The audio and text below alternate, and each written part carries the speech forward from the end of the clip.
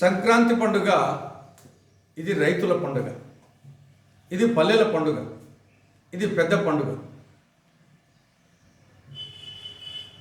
రైతు లేనిదే రాజ్యం లేదు. ఈ సృష్టిలో సమస్త జీవరాశులకు ఆహారాన్ని, అన్నాన్ని అందించేది రైతన్న. కాబట్టి రైతు లేనిదే రాజ్యం లేదు, ఈ సమాజమే లేదు. ఈ వాస్తవాన్ని గుర్తించి అటు కేంద్రంలో ఇటు రాష్ట్రంలో కాంగ్రెస్ ప్రభుత్వాలు అనేక రైతు అనుకూల విధానాలు అమలు చేయడం జరిగింది. వ్యవసాయ రుణాల మాఫీ కానీ, పంటల బీమా పథకాన్ని అమలు చేయడం కానీ, ఇన్పుట్ సబ్సిడీ సకాలంలో ఇవ్వడం కానీ, జలయజ్ఞం కానీ, పావలా వడ్డీ రుణాలు, సున్నా వడ్డీ రుణాలు, డ్రిప్ ఇరిగేషన్, ఉచిత విద్యుత్ సరఫరా, ఇలా అనేక రైతు అనుకూల విధానాలు కాంగ్రెస్ ప్రభుత్వాలు అమలు చేయడం జరిగింది. అందువలన రైతుల ముఖాల్లో సంతోషం కనిపించేది. మకర సంక్రాంతి సంబరాలు వచ్చేసి వాళ్ళలో కనిపించేది.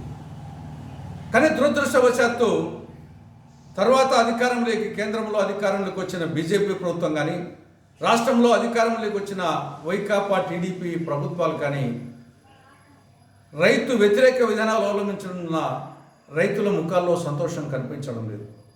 సంక్రాంతి సంబరాలు వాళ్ళ ముఖాల్లో కనిపించడం లేదు. రుణమాఫీ చేయడం లేదు, పంటల బీమా సక్రమంగా అమలు కావడం లేదు, ఇన్పుట్ సబ్సిడీ సకాలం ఇవ్వడం లేదు, జలయజ్ఞం ఎక్కడ వేసిన గొంగలు అక్కడే ఉండిపోయింది, పావుల వడ్డీ రుణాలు కానీ, సున్నా వడ్డీ రుణాలు కానీ సక్రమంగా అమలు కావడం లేదు. గిట్టుబాటు ధర లభించక, వ్యవసాయం గిట్టుబాటు కాక, వ్యవసాయము పండుగ కాదు దండుగా అనే వాతావరణం అటు బీజేపీ ఇటు టీడీపీ వైకాపా పనులు కనిపిస్తూ ఉంది. ప్రత్యేకించి రైతులను ఈ కరెంటు బిల్లు నుండి రక్షించాలనే ఉద్దేశంతో 2004 మే 14వ తారీఖున ఆనాటి కాంగ్రెస్ ప్రభుత్వం ఒక జీవో జారీ చేసింది. వ్యవసాయ రంగానికి ఉచిత విద్యుత్ సరఫరా. అప్పటి నుండి రైతులు చాలా సంతోషంగా ఉన్నారు. ఈ వ్యవసాయానికి కరెంటు బిల్లులు చెల్లించాల్సిన అవసరం లేని కారణంగా వాళ్ళు వచ్చేసి చాలా సంతోషంగా ఉన్నారు. కానీ దురదృష్టవశాత్తు ఈ ఉచిత విద్యుత్ సరఫరాను ఎత్తివేసే విధంగా జగన్మోహన్ రెడ్డి ప్రభుత్వం అధికారంలో ఉన్నప్పుడు 2020 సెప్టెంబర్ 1వ తారీఖున జీవో 22 జారీ చేసింది.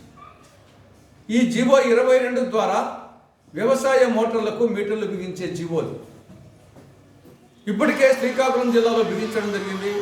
మిగతా జిల్లాల్లో కూడా బిగించే సందర్భంలో ఆనాడు కాంగ్రెస్ పార్టీ వామపక్షాలు ప్రతిఘటించడంతో తాత్కాలికంగా నిలిపివేయడం జరిగింది, బిగించకుండా. కానీ ఆ జీవో 22 మాత్రం అలాగే కొనసాగుతూ ఉంది. ఈ జీవో 22 అమలవుతే రాష్ట్ర వ్యాప్తంగా వ్యవసాయ పంపు సెట్లకు మీటర్లు బిగిస్తే ఇవి రైతుల మెడలకు ఉరితాళ్ళు అవుతాయి. ఉచిత విద్యుత్ సరఫరా పథకాన్ని ఎత్తివేసే పన్నాగమి. ఆనాడు తెలుగుదేశం పార్టీ, జనసేన పార్టీ మేము అధికారంలోకి వస్తే ఈ జీవో 22 రద్దు చేస్తాం, వ్యవసాయ పంపు సెట్లకు మీటర్లు బిగించమని చెప్పేసి ఆనాడు హామీ ఇవ్వడం జరిగింది. ప్రజలు నమ్మారు. టీడీపీ కూటమికి ఓట్లు వేశారు. టీడీపీ కూటమి అధికారంలోకి వచ్చింది. 7 నెలలు అయింది. ఇప్పటికీ ఆ జీవో 22 రద్దు చేయలేదు. మీటర్లు కూడా కొనడం జరిగింది, కానీ ఇంకా బిగించలేదు. కాబట్టి రైతుల మెడల మీద కత్తి వేలాడుతూనే ఉంది. ఆల్రెడీ శ్రీకాకుళం జిల్లాలో బిగించిన మోటార్లు అలాగే ఉన్నాయి.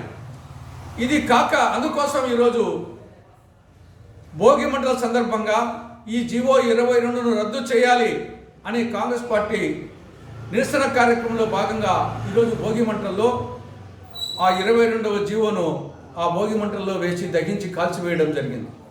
దీనికి తోడు